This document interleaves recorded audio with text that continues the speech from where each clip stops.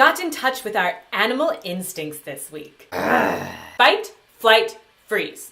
These are the main defense response systems that are biologically wired into all animals, including humans. They're designed to protect us so that when we sense danger in our environment, they mobilize the reaction and the energy that we need to protect or defend ourselves from danger or even death without having to think too rationally about it. It's more like a reaction than a chosen response. So why might this be important for me to know as a counselor? Turns out, very important. So in several videos now, I have brought up the concept of the idea that our emotions live in our body. And if they are not given the opportunity to be properly expressed, they stay all jammed up in our system and they can wreak all kinds of havoc on our physical, mental, and emotional well-being. So imagine now that you are in an environment so dangerous that you actually fear for your safety. So that fear will mobilize within your system and it will trigger one of your defense responses. If you are able to complete this defense response, and by that I mean you are able to successfully run away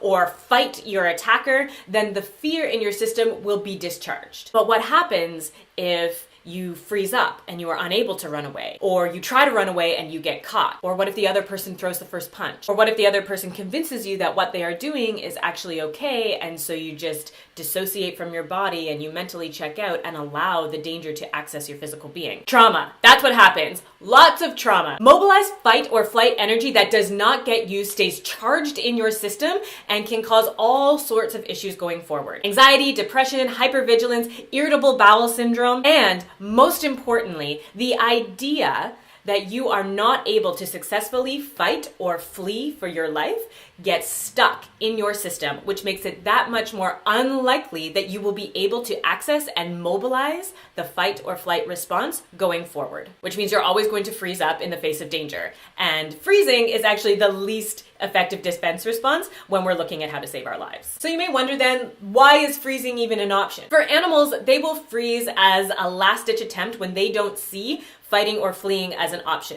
because if they are immobilized, they are less likely to be spotted by hunters, and also if they feign dead or actually completely go limp in their body, the hunter might actually think they are in fact dead, which is not very attractive prey because it would probably taste really yucky. Also, animals don't experience trauma that is pervasive and ongoing the way that humans do. Because in the animal kingdom, if they do freeze and all of that fight or flight energy is not used and just stuck in the system, as soon as the danger has moved past, the animal will tremble and twitch and literally shake off the mobilized fear. Us rational humans, however, with our really big, overdeveloped brains, have actually squashed that discharge instinct. When a child is really afraid and they are trembling, our instinct is to go to them and to soothe them and to tell them to stop and that it's okay. Consequently, though, we interrupt the completion of that defense response. As adults, we suck it up, or we push it down, or we say, we're fine, and we just kind of brush it off like it's no big deal because we're too big and brave. But your body thought that your life was in danger, so whether or not that was even true, your body has mobilized all the energy you need to fight for your life, and if you don't discharge that energy, it's going to stay inside of you, no matter how brave you are. So this week in school, we actually learned about all the different defense responses, and we learned how to recognize when an individual perhaps has an incomplete defense response and how we as counselors can help them to complete that. Through this process, we are actually able to help individuals to remobilize and engage a defense response when appropriate. So even if you haven't had a serious trauma in your life, there are still definitely things that could have happened to you that prevent you from having access to your full range of defense responses. For example, this week I worked on remobilizing my fight instinct because fighting in the past has not always worked out well for me. I had an older sister who was a little bit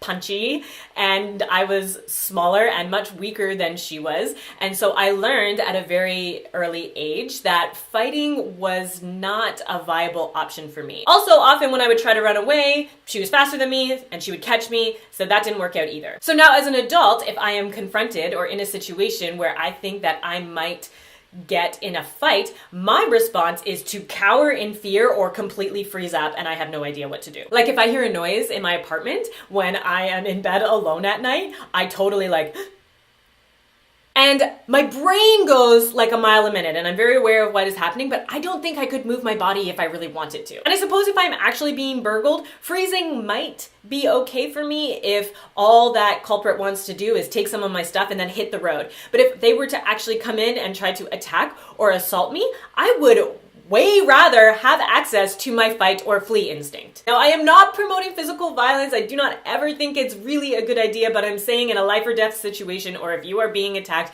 the ability to access that to defend yourself is probably a good thing. I'm also not trying to blame my sister for the fact that I'm kind of a wimp as an adult, but I'm just saying, that's the history. That is actually all the time I have for a little lesson with a touch of insight for today. If you are interested in learning more, however, feel free to message me on Facebook, or if this subject matter is something that is quite intriguing to you, I recommend reading the book Waking the Tiger by Peter Levine. He is an expert in all of this subject matter, and it's a fascinating book. Thank you so much for tuning in, and I will see you next week.